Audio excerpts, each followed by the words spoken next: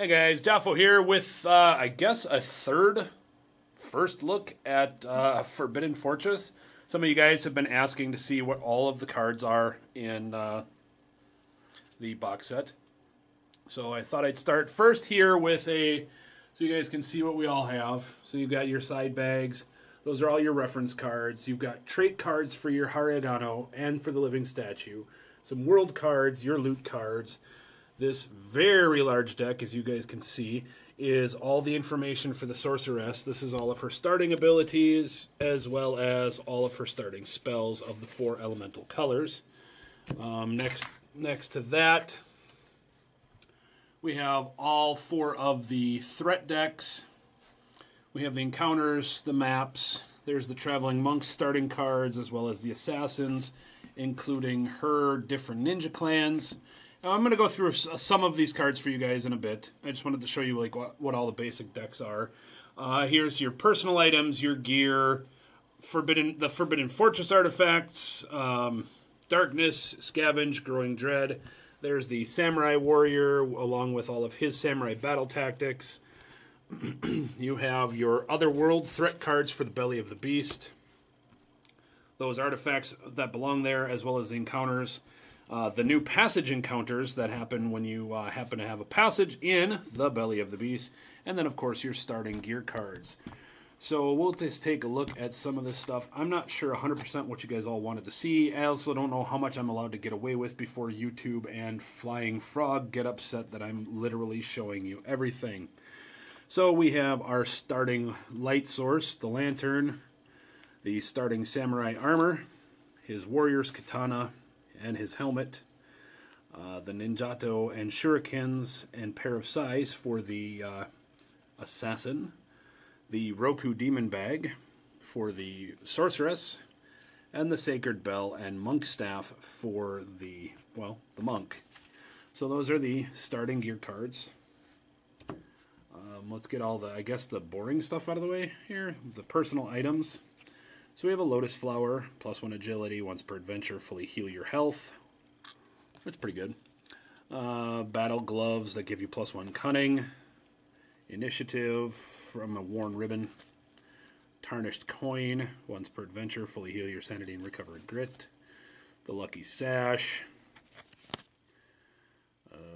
Banner of a fallen house, +1 strength, +2 corruption resistance. Lock of hair gives you bonus health and sanity. Family crest gives you bonus spirit. Letter from the Emperor gives you additional grit. Once per travel, you may cancel a travel hazard on a d6 roll of 3+. Scribe's ink, +1 lore. Once per adventure, when a hero rolls on the energy madness chart, you may allow them to reroll one of the dice. Not bad. So that is kind of the starting stuff for the heroes. I guess let's take a look at some of the heroes here real quick. So for the monk, the traveling monk, here I'll get the miniatures out here for a second so you guys can see. I've started priming these guys so they look a little fuzzy because, well, I rattle canned them yesterday. I'm getting ready to paint them. Those videos will be coming soon-ish. I don't know, I'll have to find time with my schedule. That is the male version that does come in the box. And if you're lucky enough to get a hold of the alternate gender version, there is the female traveling monk. So we'll start there. You can gain acrobatic flip. Once per turn, you may reroll 1 failed defense roll. You may spend key tokens for movement, gaining 2 extra move for key. If you do, you may move through other models. That's pretty good. Fists of Fury. Once per turn, when you make a melee, use a grit to roll 1 extra combat against each enemy currently adjacent to you, or roll 2 extra combat against a single larger or bigger enemy. And +2 max key, gain D3 key tokens anytime the hold back the darkness roll is failed, not including depth events. So, not bad. The next hero that we have, I guess we'll go from smallest deck to largest deck, is the Ninja. So once again, here is the current Ninja model. That is the one you'll find in the box guaranteed. That is the female Ninja. And because I have the alternate gender set, You have the, I don't know what the hell kind of a pose he is in, but you have the male ninja. So the first thing that the assassin gives you is smoke bomb. And I'm not going to read that all out because holy crap, that's a lot of words. But I'll let it there and you guys can pause the video if you'd like. Then we have the running assault. Gives you a +1 move. Once per fight, you may ready an exhausted shuriken item. That's pretty cool. And then ruthless. Anytime you kill an enemy, you may heal 1 sanity. And you start with the pair size off of that. And then for them, you randomly pick, either randomly pick or actually just choose. I don't know. I'd have to look it up. But you get to choose one of the ninja clans that you belong to, and that kind of affects your play a little bit more. So the first thing we have here is the Sabara Masters. I'll let you guys look. Card of your choice. Okay, so as you hear in the background, Ninja Clan card of your choice. So there's the Sabara Masters. There's the Lotus Clan. The Okasa Brotherhood. And finally, the Hidden Dragon. So there we go. That gives you all of the assassins. The next guy, next largest stack, as you can see, we're starting to get pretty big up in there. We start with the male samurai warrior.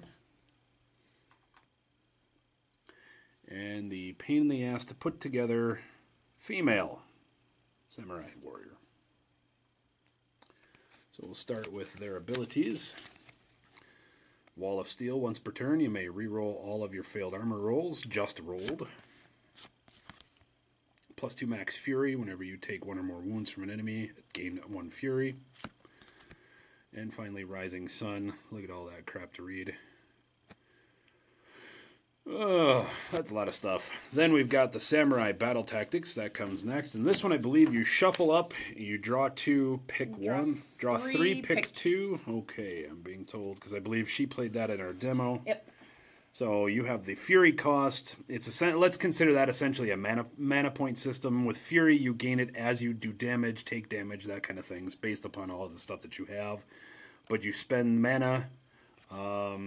I don't think this symbol here means anything yet. The battle tactic, the little warrior guy there. I think that just means it's for the I could be wrong though. Looking through, there's a couple here that are strike formations. So there's a couple of different styles of tactics. So here, this one's Fury Slash. Spend 4 Fury, gain +2 combat for an attack. You may not gain Fury tokens from these extra combat dice. Not too bad. Lunging Thrust costs you 3. Moves there. Stalwart Advance. Sweeping Slice. Stand Your Ground. Spearhead. Shoulder to Shoulder. Collecting Heads. Always a good one if you're looking to gain extra XP. Use Fury to collect their heads. Get it. Keep a token at the end of the adventure for each head collected. Gain +10 XP and $25. And finally, money's always good. Challenge. It's a lot of shit to read there, so I'll just let you guys take an extra long look. Oh, no, man, there's one more. There's Parry. That was one that I had. So that is all of the samurai stuff. And finally, the largest player deck with the sorceress. So once again, we'll start with, that is actually the sorceress's model. And I believe I have a request that she's the first one that I do a painting tutorial on. So look for her in the coming weeks. And her male companion of the sorcerer. So we'll start with, here is her starting things. She always starts with Elemental Blast.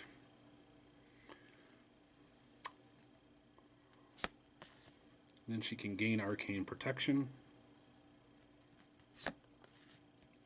Demon Fireclaw. And finally, Blood of the Dragon. Yeah, I think if I play her, that's going to have to be my ability. Blood of the Dragon, at the start of your activation, each turn, heal D3 wounds and you're immune to poison. Isn't that what you had for the I think I did. demo? So then there We comes get to in... choose. So then it comes in 4 different colors of magic. Fire, water, wind, and earth. For this one, I believe it is you pick an element, shuffle that element up, draw 2, pick 1. And I'm correct. And you do that till you have 2 spells. So we're just going to rifle through these fairly quickly, guys. We got lots and lots to look at here, and I don't want this to be a 4-hour video of looking at cards. I still have to film some more play tests or playthroughs. So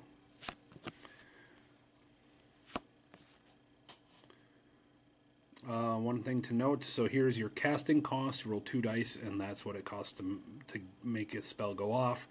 And for every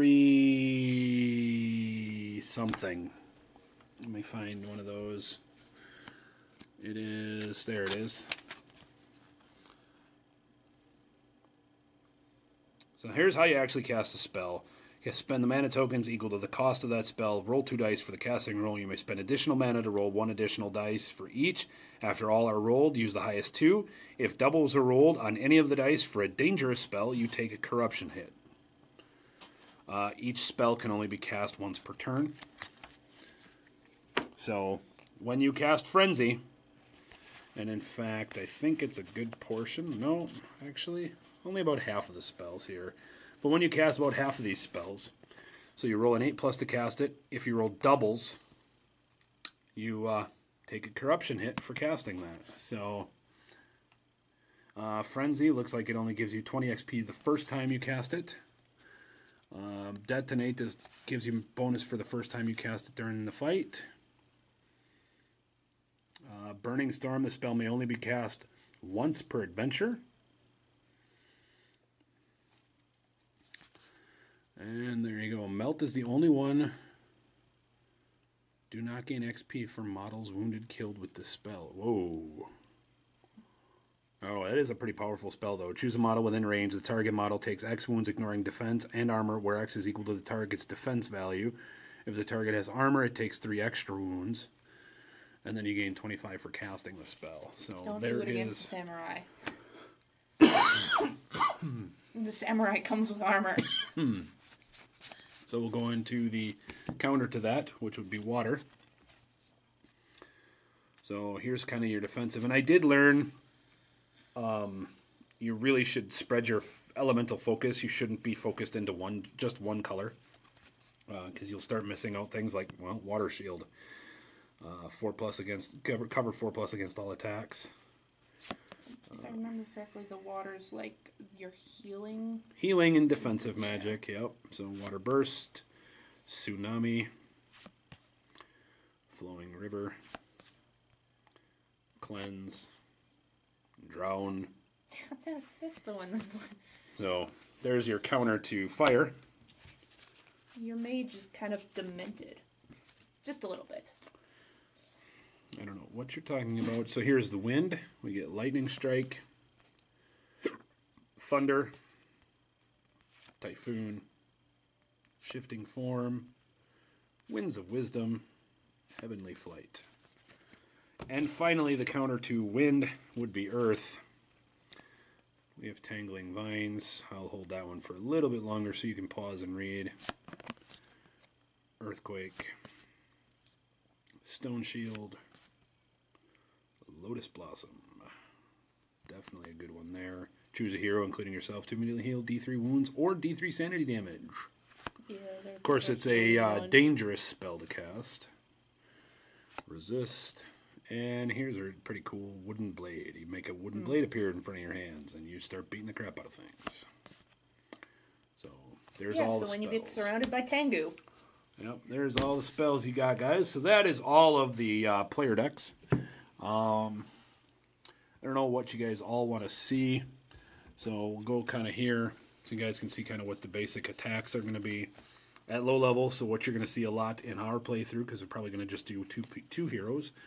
You're going to see D3 +1 Dishonored Dead, P dice worth of Acidic Tentacles, D3 plus 1 Tengu, 1 Oni and D3 plus 1 Acidic Tentacles, 1 Oni and 2 Tengu. So, pretty much your strongest ones there. Yep. So, and as you guys should know already from seeing previous, is like it just gets worse the higher up you go. If we happen to get up into the yellow, we do get the Haryagano Apparition.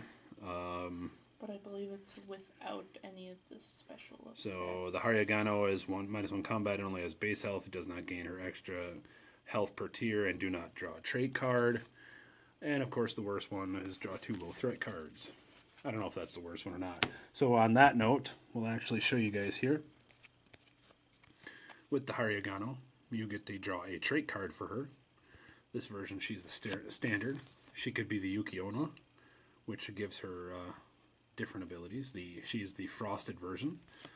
And the Futakuchiki Onna, which is, I believe, based all around her hair. And her, I think it's just mostly about her hair. I have to go check up some of my Japanese lore. The other one, which I don't think he comes out until you get into here. Nope. So the big bad guy, he's only in the epic, but there he is. Living statue and a threat card, living and 2 threat cards, Onis, Haryaganos, and elite threats. So all sorts of horrible shit. But we have the living statue, and he can come in 3 flavors. He can come in metal, which he just sucks because he's he's jagged. For every full 5 damage a hero does to this enemy while in an adjacent space after armor, place a bleeding marker on him. Here's the wood. He's flammable, defends 0 against attacks using the fire item, spell, or ability, but he does heal every turn. And he's faster and hits harder, but he's easier to destroy. Also with the metal one, he has armor 5+. And finally, his last choice is stone. Immune to criticals, which suck, and smash. So there you go. And the first one to post in the comments down below gets to choose which color he gets painted as. So there you go. I don't know what else you guys want to take a look at. I don't want to give away too much because I think some of the joy of this is seeing what's kind of hidden. So here's what we're going to do. We're going to do, because this video is running kind of long already, so we're going to do a quick rifle off. I'm going to draw like the top 2 cards of every deck, let you see them. And that's what you guys are going to get to see of the rest of these cards. So let's start with main world. So we'll shuffle these up as these are getting ready to... Oop. As we are going to get ready after this is done being filmed, we're going to set up and we're going to start filming some playthrough of this game. So literally I'll just draw the top 2 cards here. You guys take a look. So, exciting. T-junction path, no exploration token. And it's followed by... a mid-passage. All right, that sucks. Let's cut to the middle of the deck. And Castle Wall. So you guys can see what kind of things. It's the maps. They're really not that exciting, guys. But we will draw these. These will actually be a little more exciting. First one you got here is Chattering Teeth. So here you go. You can kind of see what's going on here. And a second one, Broken Barricades. That's pretty freaking cool. I like that already. This map tile may be scavenged up to 3 additional times. While any heroes are on the map tile, the Hold Back the Darkness challenge's roll needs to be 1 additional higher. So, there we go. So, gear should be pretty much the same. I mean, again, it's going to have a very oriental theme to it. So, Panic gets you a tonic. But then there's the new weapon, Jingama. Once per turn, you may add +2 damage to one of your combat hits. Here we go, the fun stuff. Magical artifacts. We have Fallen Blade. +1 combat. Once per turn, discard a Dark Stone to add +2 damage to one of your combat hits. An Arcane Scroll. When drawn, roll a d6 to see what the scroll holds. On a 1 or 2, it holds heal d6, 2d6 wounds.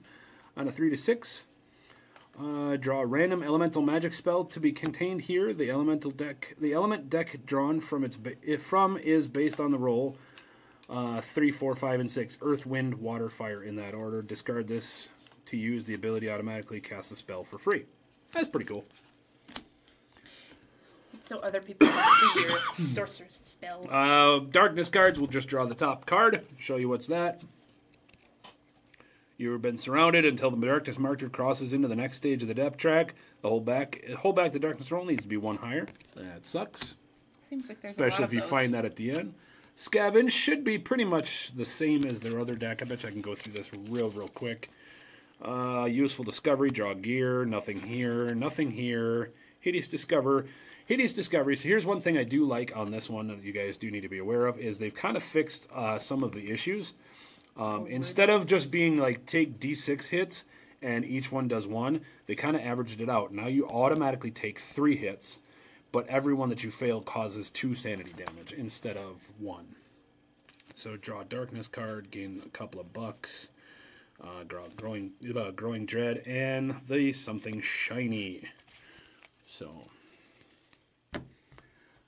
growing dread, I don't know, this one looks good. Every hero makes a spirit 5+ for each hero that fails. Move the darkness forward 1 step on the depth, or 2 if 3 or fewer heroes are in the party. So we get penalized for having less of us in here. For world cards, by the way, a quick show of that. Let's just say that there is Forbidden Fortress, Belly of the Beast, and it does give you access to get back into the mines, which of course for our game, because we're only playing with the base box of this, there is no mines, we won't be going there. Loot cards, real quick. Should look very similar to the decks you guys have already. So, looks pretty good there. Alright, on to the Belly of the Beast, yes. Once again, we're going to do this in kind of a rifle fashion here. I just got to find a place to put my damn camera because, well, I got too much shit on the table. Here we go. Otherworld threats. Hey, look, acid blobs and acid blobs. Whew, that's exciting. Well, that's actually a lot of what you find in the other world is acid, acid, acid, parasitic tentacles, well, you are in, and devour dead, and then finally draw an actual threat card. Well, it's like you are in a stomach of sorts. So when we get there, there's that. Top 2 artifacts that you find here are the Marrow Blade. It looks pretty fucking cool, actually. +1 combat once per turn. You may reroll 1 of your damage rolls for combat. It looks pretty cool, though. And then corroded armor. Armor 6+, +2 health, and you're immune to bleeding. Not bad. It's like, you need that, and then you can go face the metal dude. Right. Top Don't 2 care about all your encounters. Here we bleeding. go. Feeders in the dark. Grit may not be used on this test. Strength. Everybody makes a strength 5+. If successful, gain 20 XP. Recover grit as you fend off the assault. If you fail, you're ravaged by the feeder worms before they retract into the catacombs to devour whatever they've scavenged. Choose 3 items, side bag tokens you have. Roll a d6 for each. And on 1 or 1, 2, or 3, if a token is... 3 items or side bag tokens. So if it's an item, it's on a roll of a 1, or if it's a token, it's on a 1, 2, or 3. You lose that item or token. And then the Brain Coral. Each hero must roll a number of dice equal to their cunning. For each roll of 1, 2, or 3, take 2 sanity damage, ignoring willpower as your mind is assaulted. Well, that seems lovely. Something like that. Let's see what we got in the map deck. Top 3 cards. 2 T-junction passages, and the Synapse Chamber. Well, this works. So here we have the advanced card, the advanced rule card of Nerve Bundles, so we would go and find the advanced encounter. And these, because they're passages, you draw passage encounter. So let's take a look at the top 2 of Segue into the next deck. Pretty much. Let's take a look at the last deck of cards we've got here. So we would get these 2 cards for those 2 passages. So if something is stuck in the wall, you can either choose to dig it out and actually take this punishment, or you can choose to leave it be. We're stupid, so we'll choose to dig it out. Make a 6+ strength test. If failed, gain a bleeding marker as you are badly burned by acidic mucus. Then another hero may try this, limit once per hero. If successful, gain 20 XP and roll a d6. On a 1, something attacks you. On a 2 to 3, you find a gear. On a 4 to 5, you find an artifact, and you find a 6, draw an artifact from a random world. So pretty cool if you actually have multiple sets. Unfortunately, we're going to be playing with just the Forbidden Fortress, which has just the Belly of the Beast. Oh, and look at that. We're going to have to shuffle a little better because we've got something stuck in here twice. So let's see what else we got here. Let's try the third one. Spongy Floor. Everybody makes an Agility 5 plus. If successful, you heal D3 sanity damage. If failed, take D3 sanity damage. All right. So that's that. I hope you guys have enjoyed looking through all of these cards, or as much of these cards as I'll allow. Again, I'm trying not to get blacklisted from YouTube and Flying Frog. I don't know how much spoilers I'm allowed to give, I guess. I mean, if you see me play, you're going to probably eventually see all of this, I hope.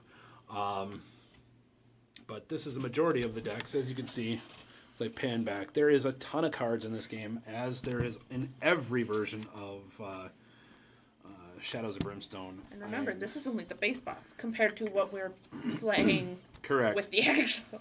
Correct. In our Tuesdays or Wednesdays and Fridays games that you guys should be watching, that you see we have everything that's available, and there is just a ton of stuff. This is what you get in a single base box of this game. So I hope you guys are enjoying the content that I've been providing for you guys. I really do, guys, appreciate you guys for checking it out. If you're not already subscribed, please consider subscribing. We do plenty of unboxings, show-offs, anything you want to see. Painting tutorials are coming. I've got the first miniature that's going to be going up for painting. It's going to be the Sorceress when I get around to doing her. If you were paying attention, there is a commentable item on there. If you liked what you've seen, please consider giving me a thumbs up on this. It really does help me help my video get towards the top of the YouTube algorithm and help me maybe become a permanent YouTuber, and I can bring more of this content to you guys. If there are other games you want to see us play, see us review, see us unbox, all that junk, put it in the comments down below. Thanks, guys, for stopping by, and we'll see you on the next video.